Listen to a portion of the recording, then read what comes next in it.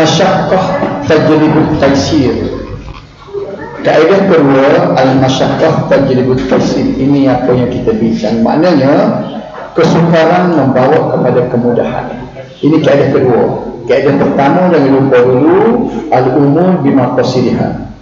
Kaedah kedua, al-masyaqqah tajlibut taysir.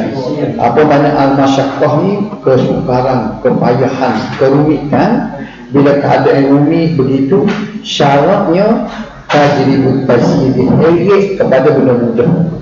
Ini asal dah. Ini kita nak sambungnya, muka surat 23. Terdapat beberapa sebab kesusahan yang dapat memberi keringanan terhadap pelaksanaan hukum syarak. Sebab pasal hukum syarak ni jadi ini antara sebab atau rukhsah, kelonggaran dalam melakukan ibadat berbahagi pada 7 perkara. Nombor 1, kejahilan. Contohnya harus dipasahkan perkahwinan kerana aib pada salah seorang suami isteri, sedangkan aib itu disembunyikan oleh salah seorang mereka. Kejahilan ni mana kita tak tahu. Jadi isteri dia boleh pasah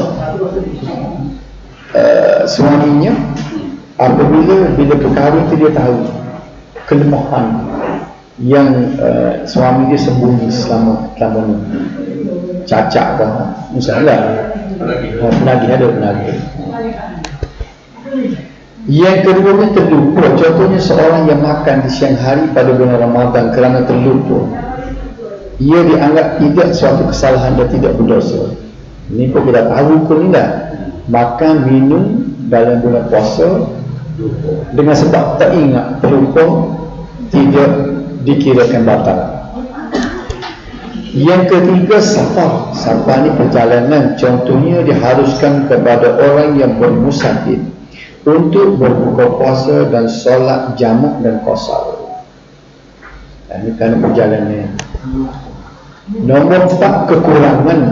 Contohnya tidak dikenakan bebanan syarak ke atas orang gila, kanak-kanak dan orang yang tidur. Macam orang gila orang ingat dari mana? Orang gila tahu ingat. Ia tu kena tengok ada tu masuk kategori mana. Kita kadang-kadang tengok orang bodoh yang gila ni, kita nak tahu dia ni taklif syarak ke tak. Itu akan dia lah. Tapi kita kena cek tengok tu secara mana. Yang kelimanya penyakit. Contohnya Islam mengharapkan bertayamum kerana sakit. Tayamum jadi panggilnya kelonggaran tu. Maknanya kita ingat balik prinsip kita tadi, dia tajlibut taysir, dia membawa kepada cara mudah. Ini nak menunjukkan rahmat Islam ni ialah agama yang mengambil kira segala masalah. Sebab itulah Islam ni layak dilaksanakan di sebagai tempat. Sebab hukum dia boleh beri, dia kejah hukum tu sesuai dengan keadaan. Nombor 6, umumul balwa. Umumul balwa. Contohnya dimaafkan percikan sedikit najis. Kita dah bincang dulu kan, mazhab Imam Syafi'i dia benarkan mengecik najis yang kena pakaian sikit-sikit, dia benarkan. Ini Imam Syafi'i. Sebab tu kata kadang-kadang orang kita ni lebih Syafi'i daripada Syafi'i. Dia jaga dia, Syafi'i tak apa, dia benarkan. Kita tak tahu misalnya kita jual air masuk dalam tanah, mengecik, cuma kita buat habis dia kita kata dah. Tapi dia mengecik juga, sedikit mengecik, tidak dibenarkan. Ataupun najis yang tidak terkawal, misalnya najis burung merpati di Masjidil Haram, banyak burung merpati banyak dah.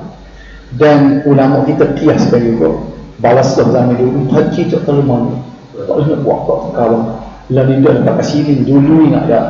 Balas dulu atak batu jalur, cicak mana so,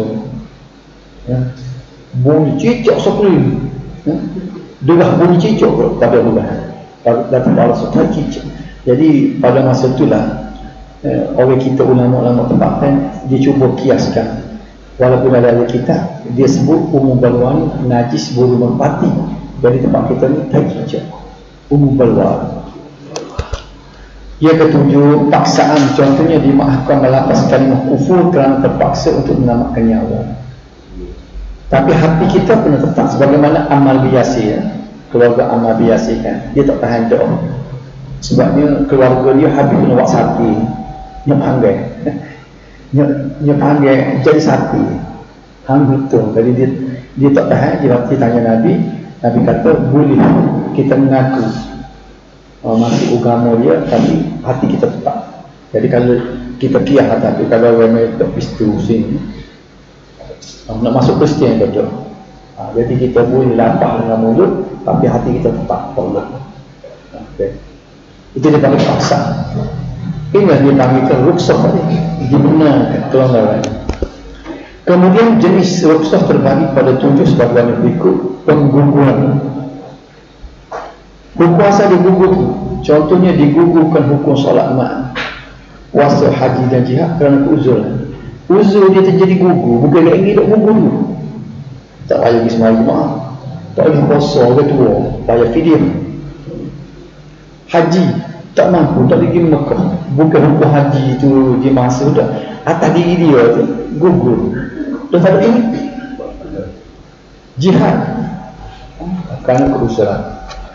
Kemudian ada hukum tu saya pada dulu dia pelonggar. Contohnya diharuskan minum arak bagi orang yang tercekik kelongkong ketika tiada air halal. Duduk depan dia arak tak ada benda lain. Kalau nak mati dah.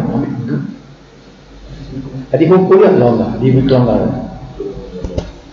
Yang ketiga pengurangan, dia kurang. Contohnya dia kurangkan 4 rakaat pada 2 rakaat. Yang keempat pula perubahan, contohnya menukarkan pihak solat dalam peperangan kerana keadaan ketakutan. Syiddatul khawf. Siapa dia biasa belajar fiqh, dia ada satu tajuk, kalau dalam bulu-bulu malam ada solat syiddatul khawf. Dia semayanya berubah, semaya memang rokok, patut lagi tubik masuk, dia ada ni jenis cara semaya. Tapi panjang lah kali cerita tu, cara lagu nak buat. Kalau ni semaya 2 rakaat, ni berhenti, kalau ni pula sambung. Tujuannya dia tidak semaya sekali betul lah. Syiddatul khawf ni kalau peperangan tentera-tentera Islam, bila dia nak pergi, kalau sepakat semaya berlaku musuh mari serang kan, pada nak kawan ni dia semaya separuh-separuh. Semaya sekali tu beriman, tapi rokok untuk sekali, hulu ke belakang masuk, orang masuk orang ni. Jadi kaifiat ni kalau tengok dalam kitab Bulughul Maram tu, di syarahnya ada ni wajah daripada ni jenis hadis, ni cara semaya dalam syiddatul khawf. Jadi hukum lagu ni dia ubah daripada format asal, format yang sedia ada diubah kepada format lain. Penggantian contohnya menukarkan wudhu kepada tayamum, kita ganti. Ia kena penangguhan, contohnya menangguhkan solat zuhur kepada waktu asar kerana melakukan jamak takhir. Nama sajalah. Kemudian pendahuluan, contohnya mendahulukan solat asar dalam waktu zuhur kerana melakukan jamak takhir. Tak ada perbincangan panjang ni, kita mudah faham je. Sumber kaedah asal. Baik. Kalau al-umur bimaqasidihah tu, sumber dia hadis innamal a'malu binniyat. Ataupun dalam surah Al-Bayyinah tu. Jadi kita nak tengok al-masyaqqah tajribut taysir tu ambil mana yang sumber dia.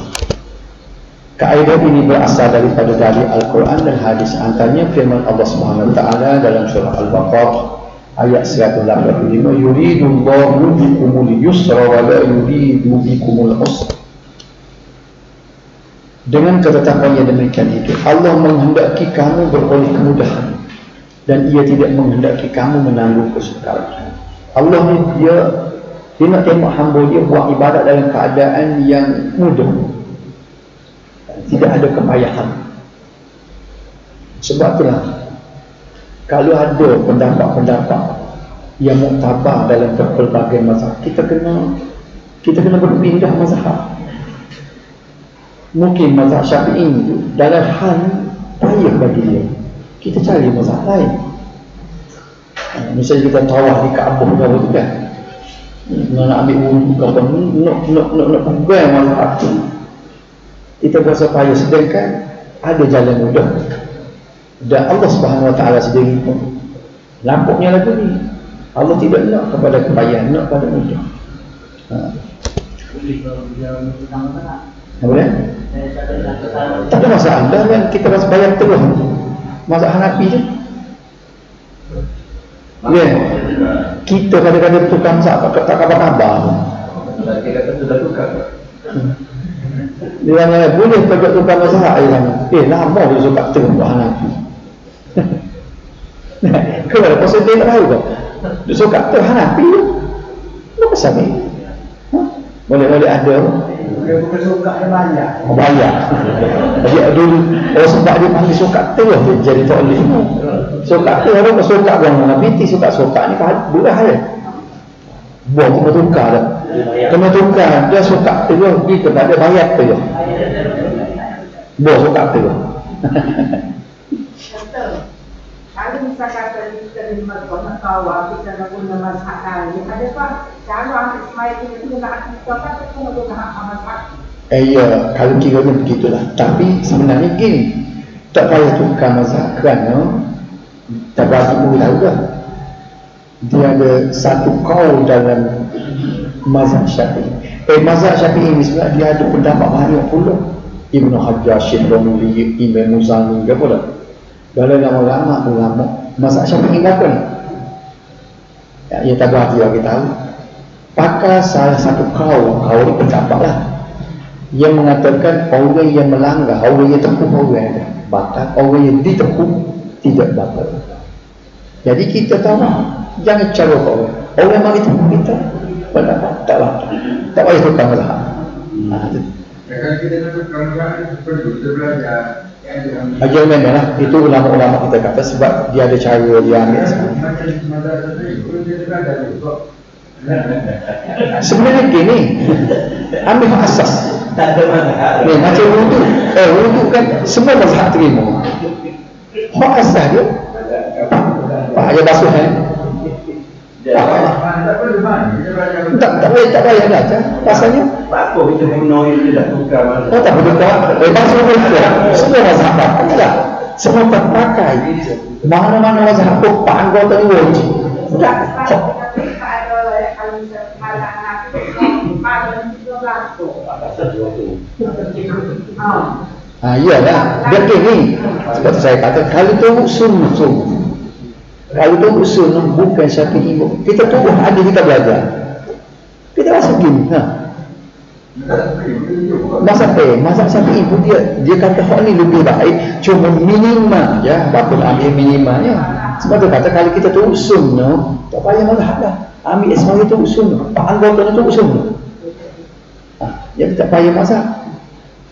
Baik, bila nak batal ni kita pakai tadi. Tapi kalau mazhab Hanafi, pisau pegang pun tak apa. Kayak dia pok India, Pakistan, dia nak pergi semaya, dia duduk piping tanya piping dia. Kita boleh dia nak pergi semaya piping tanya. Dia tak apa masalah. Kalau di rumah kita tertepuk. Masalahnya tak apa, pisau pun tak apa. Kita masyarakat kita. Tak boleh masalah sendiri, kita asal ketak pun boleh dah tu. Jadi ni kata tanpa grafik basah. Kita berbicara dah, boleh dapat wudhu dulu lah. Baik, yang kedua pula dalil dia ni adalah ma yuridullahu liyaj'ala 'alaikum min haraj. Allah tidak mahu menjadikan kamu menanggung sesuatu kesusahan, payah. Nampak tak? Jadi kita nampak sini Allah SWT ni dia tak sini tengok kita susah. Orang kita tak payah keadaan. Kemudian hadis riwayat Al-Bukhari daripada Abu Hurairah, fa innama istum muyassirin walam tub'atu mu'assirin. Sesungguhnya kamu dibangkitkan dengan kesenangan dan tidak dibangkitkan dengan kesusahan. Nanti lepas habis belajar ni boleh baca, tak ada bahari ni kan? Kita baca ni berdasar pada bahari kan? Ilmu lah. Fa innama bu'ithum muyassirin walam tub'atu mu'assirin. Mu'istum. Oh, saya lupa nak bagi. Muyassiri. Walan tuba'athu. Kena baca tuba'athu. Tuba'athu bukan taba'athu. Tuba'athu. Mu'assiri. Ia menentukan bahaya itu ialah nahu dah. Tata bahasa. Nanti habis ngaji ni boleh buat lagi lah. Baik, kaedah pecahan dan penggunaannya sebagaimana al-umum bimaqsidah, dia pecah siapa ni kan, dia pun pecah juga anak dia. Dan saya mintanya supaya boleh apa hak adalah apa hak asah pecahan anak ni. Kalau boleh hafal, itu benar lagi kan. Kaedah asah yang kedua ini mempunyai 4 kaedah pecahan. Dia pecah 4 dia. Al-masyaqqah tajlibu taysir, pecah 4. Nombor 1, anak-anak dia ni. Kaedah anak. Idza daqal amru ittasa'a. Idza daqal amru ittasa'a. Terjemahnya, apabila sempit sesuatu urusan, hukumnya menjadi luas. Bila kita sempit keadaan, hukumnya dia keluar. Ini sebenarnya dalam konteks al-masyaqqah juga. Detail sikit. Dalam al-masyaqqah tajlibu taysir tu, idza daqa al-amr ittasa'a. Bila sempit tak tahu nak buat, hukum dia keluar. Lagu mana? Contohnya apabila seorang wanita kehilangan wali ketika dalam musafir. Kalau mengikut hukum, orang perempuan bila nak berjalan kena ada wali. Sebab kita haji kan, dia tanya dulu siapa wali nak pergi Mekah. Hukumnya harus dia menyerahkan kepada seorang lelaki. Mati wali dia, pergi Mekah mati. Dia mencari siapa dia nak jadi wali dia. Dia boleh pilih mana-mana, walaupun tidak anak-anak dia, tidak mahram dia boleh.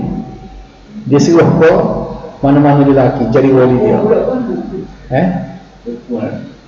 Dia benarkan bukan wali bagi pelaksanaan dia. Wali dia untuk bawa dia, dia suruh diri dia. Suruh tu dia ambil ke wali dia ya. Wali dia kata bahaya-bahaya lah. Kita kira seru, tak ada wali kan. Orang macam biasa dia. Wali tak bihan berarti. Itu suami. Itu kan suami. Adik-adik dia ni adik dia dah. Apa dia? Kita ambil hati itu mana kalau Itu tak apa, dia ada prosedur dia. Tapi menurut dari segi hukumnya maknanya dia boleh suruh kepada siapa-siapa. Hukum dia keluar. tapi saya kita pilih untuk ini dia. Dia jadi wali dia. Okey. Wali itu punya apa? Betul wali nikah ni. Wali penjaga. Tidak harus bagi perempuan tu. Dia keluar hukum tu boleh minta mana-mana lelaki. Dia percaya. Dia boleh suruh dia kepada mana-mana lelaki, dia percaya. Sebab keadaan terdesak duduk negeri orang tak apa. Okey. Bukan wali nikah kahwin ni. Wali musafir. Bukan wali nikah ni, wali musafir. Dia pun boleh. Bukan tu jaga wali. Sebab gini, daripada hadis itu tidak harus seorang perempuan bermusafir adalah berapa jarak dia tu atau perbincangan panjang kecuali ada wali. Dia carilah mahram jadi wali dia. Tapi kalau dah bila benda tu terdesak di luar negara, Tentang kita tadi. tak dia kena laki-laki jadi wali ni. Tapi hadis tak boleh tanya siapa dia jadi wali dia. Okey. Contoh kedua, diterima saksi wanita dalam perkara yang lelaki tidak mengetahui. Ada kita tertentu yang diamnya, misalnya berapa orang saksi kena laki-laki. Tapi bila kepakaran dalam bahasa itu tak ada, ada orang perempuan saja, maka hukum dia speed itu. Speed lagu mana? Bila taqa al-amru speed itu, hukum dia speed lah. Bila apa makna speed? Orang lelaki saja dia benar. Tapi kalau tak ada lelaki, diluahkan kepada orang perempuan. Jadi ini hukum dipanggil idza taqal amru ittasa. Dia buat. Kau balik pula. Yang kedua, dia bapak lagi boleh. Idza tas'al amru baqa. Idza ittas'al amru baqa. Dia balik. Bila luah dia sepi pula. Apabila luah sesuatu urusan, hukumnya menjadi sepi. Contohnya, seorang yang dalam keadaan lapar seharusnya melakukan solat di awal waktu serta menepati segera rukun dan syarat. Bila dia luah, dia tak ada masalah apa, sembuh bukan sakit, air memudah, maka hukum dia sepi, menjadi kewajipan pada kena tunai di awal waktu. Bukan maksudnya bukan wajib lah. Maknanya syarat mengarahkan supaya solat di awal waktu. Dia bukan musafir, dia bukan tak sihat. Jadi keadaan dia luah lagi dia. Bila luah tu bukan boleh sesuka hati semaya di akhir waktu. Maka hukum dia sepi, kena semaya awal waktu. Contoh dah. Contoh kedua ialah dalam keadaan yang tidak terdesak dan tidak keperluan, dilarang melakukan gerakan besar dan berulang dalam solat. Ni anggota besar kita tak ada keperluan. Bukan kita sakit, bukan kita darurat. Kalau kita luar, tak boleh kita nak gerak banyak.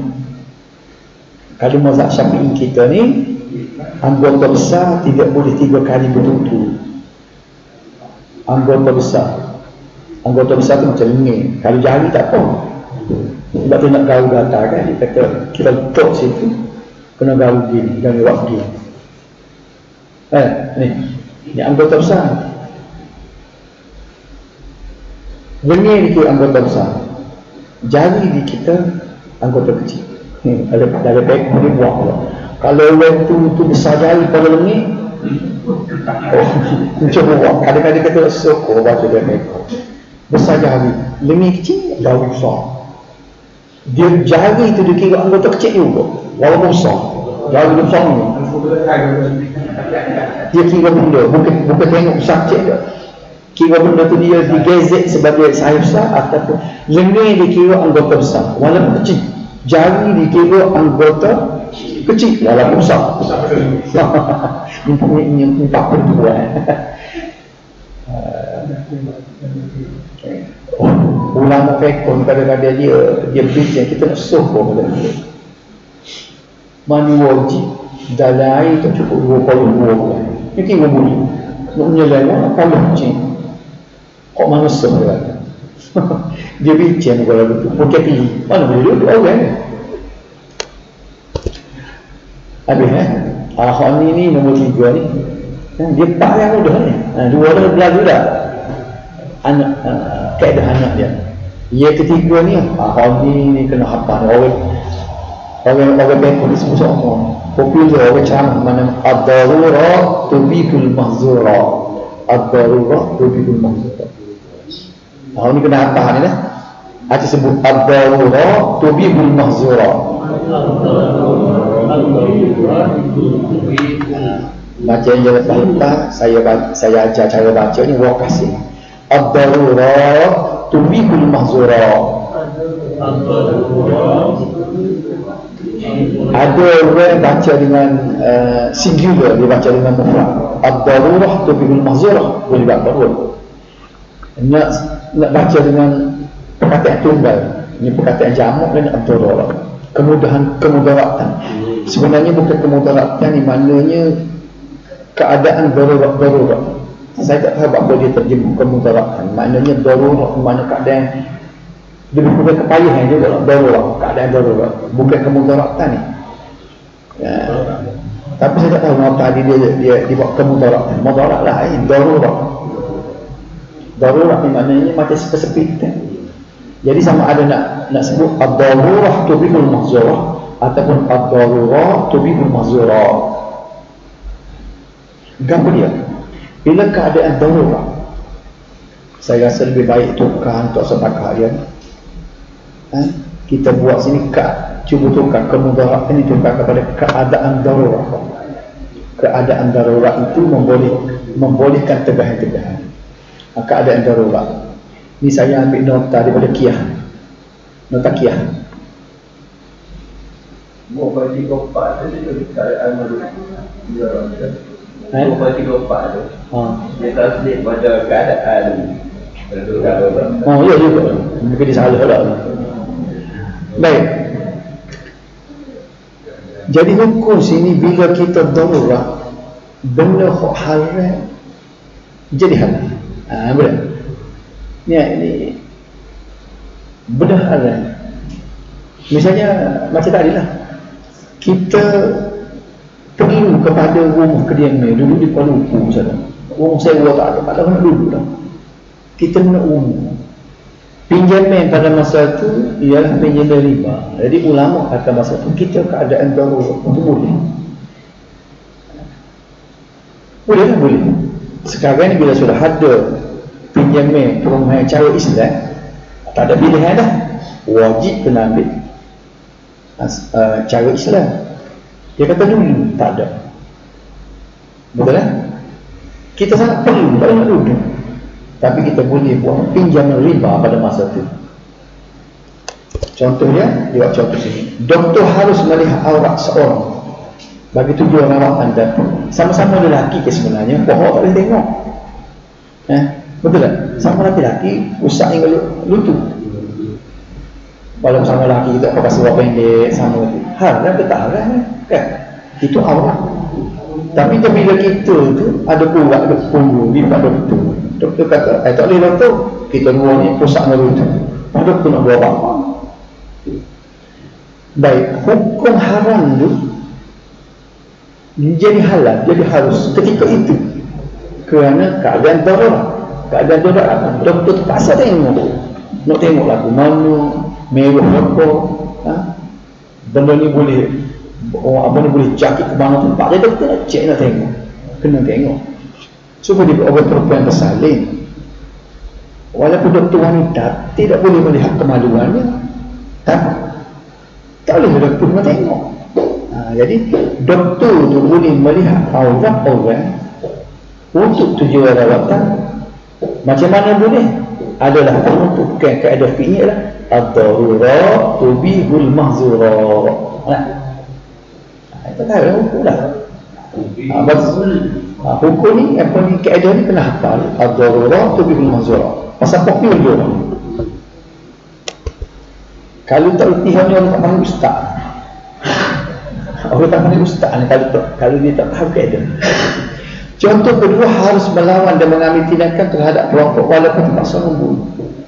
Boleh dia tembak apabila seorang penganiaya yang membahayakan, ada M ni belah tangan dia misalnya, maka ketika itu polis tembak, askar tembak tu asalnya membunuh itu halal lah.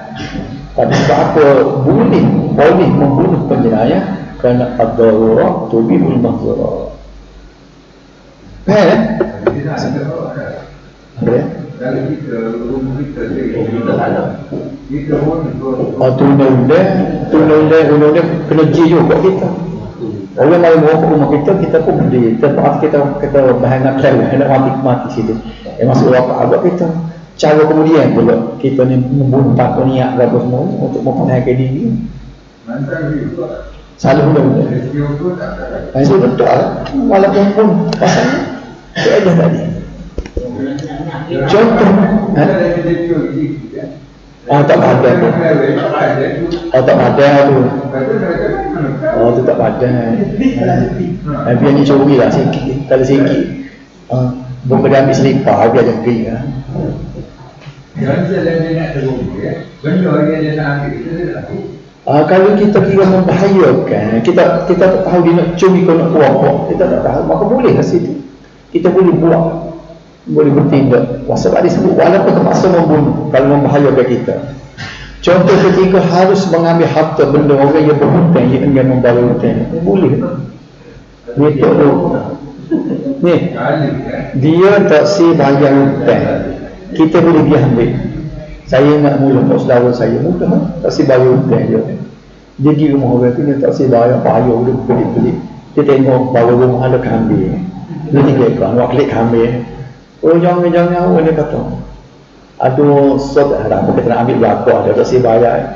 Tapi akhir-akhir waktu dia bayar juga. Dia saya kambing dia. Jadi hukumnya boleh. Dia ambil harta dia. Wah, lagu mana? Kita kasih bayar hutang kita dah. Kita kira tak bayar duit dia 1,000 dah. Ambil kambing 2 ekor tu, duit 1,000. Dia kita hambak kambing dia kan. Dia kita hambak kambing dia 4 dia tak bayar hutang kita 1,000. Kau kan cik berasa. Kambing dia akhir. Tadi dia ikut kau kita pula.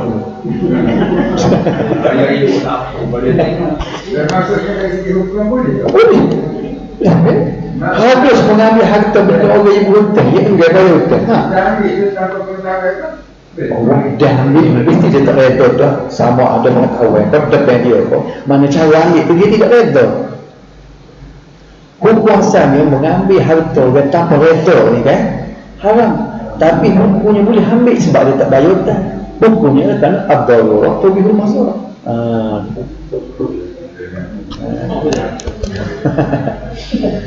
Dah biasa. Ad-darurah tuqaddar bi qadariha. Akhir sekali.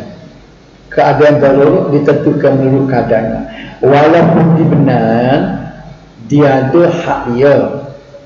Tadi ad-darurah tubihul mazurah. Benda yang haram bila keadaan darurat boleh ambil, tapi ambil dengan kadar, jangan ambil lebih. Sebagai contoh yang saya ambil contoh pertama tu, keadaan pada masa tu tak ada pinjaman cara Islam, ada riba. Kena buat pinjaman yang minimum. Jangan pula ambil gapi yang banyak selalu. Ambil sekadar. Rumah pada masa tu 50,000 pun boleh tu. Boleh siap. Boleh siap, boleh duduk, ada anak yang rumah 3 bilik kan, minimal rumah 3 bilik. Habis 50,000. Ambil dulu 50,000 buat rumah. Itu sebabnya ad-darurah tuqaddar bi qadariha. Janganlah pula bila qadariha. Bila orang pinjam bank ambil 300,000. Tak lebih tu. Tak ada. Sebab darurah dia pun qadar. Contoh mudah macam bangkai kan. Duduk di tempat ada pasir, tak tahu. Jatuh helikopter dia ada pasir. Pada kiri kanan nak cari pohon kayu pun tak ada dah. Mari bewok, bukan tok apa bewok macam kita boleh makan. Kita tak cakap. Kita tak kata bewok. Bila kata bewok, asalnya bewok tak boleh makan. Tapi ad-darurah tubihul mazurah. Boleh. Bila makan ni kena ingat pula. Jangan ambil kaedah nombor 1 saja. Kena tengok kaedah, kena baca bersama. Ad-darurah tuqaddar bi qadariha. Benda darurat kena ambil kadar dia. Ambil bewok tak ambil sikit saja. Ambil sikit, goreng sikit ya. Berasa segar, celik mata, menyebabkan kita boleh buat dicari makan yang halal. Apa tak? Untuk menyelamatkan nyawa kita. Nak tenaga sikit. Ambil bewok sikit. Lama kita putar bewok terang. Sedap ada habis. Ada. Bakar lagi, apa panggang, apa gula lagi dah. Jadi kau dah ada. Okey. Kalau misalnya doktor pula, macam orang perempuan, tak ada doktor laki-laki, orang perempuan, dia lupa di mati. Doktor kena tengok, doktor laki-laki dia tengok sekat mati. Dan mungkin ambil kesempatan berarti akak sikit lagi. Akak sikit lagi tu hal yang tu. Sebab ad-darurah tuqaddar bi qadariha. Kesedapkan kita ngaji kaedah, ada kaedah dari mereka. Contohnya diharuskan makan bangkai kalau tadi lah. Hanyalah untuk menyelamatkan diri daripada keburukan. Apabila sudah bertenaga, batas keharusan itu pun berakhir. Tak. Kalau tak makan mati, dah makan tu jelek, mati orang boleh lah. Bila boleh buat tu dong. Kita boleh cari anak pula. Tak boleh makan kan. Contoh kedua, doktor hanya diharuskan melihat aurat pesakitnya di bahagian yang perlu dirawat sahaja. Dia tidak diharuskan pada bahagian aurat yang lain. Sakit situ tengok situ dia. ada seorang doktor staf saya di Jabatan Kota Melayu. Buat dia anak. Dia pilih dia cek anak. Dia kata mau main biasa mau apa dia kata. Takut jaki. Jadi gua lihat saya dia kata boleh lagi pada tu bukan dia tu. Dia banyak nama doktor Kota Melayu. Staf saya kan ni saya di Jabatan Kota Melayu. Cik dia pakai. Di pada tu buat dia anak sakit. Dia tengok kan, dia tengok mau tengok dia. Pada dia cek takut mak sakit juga mana tengok.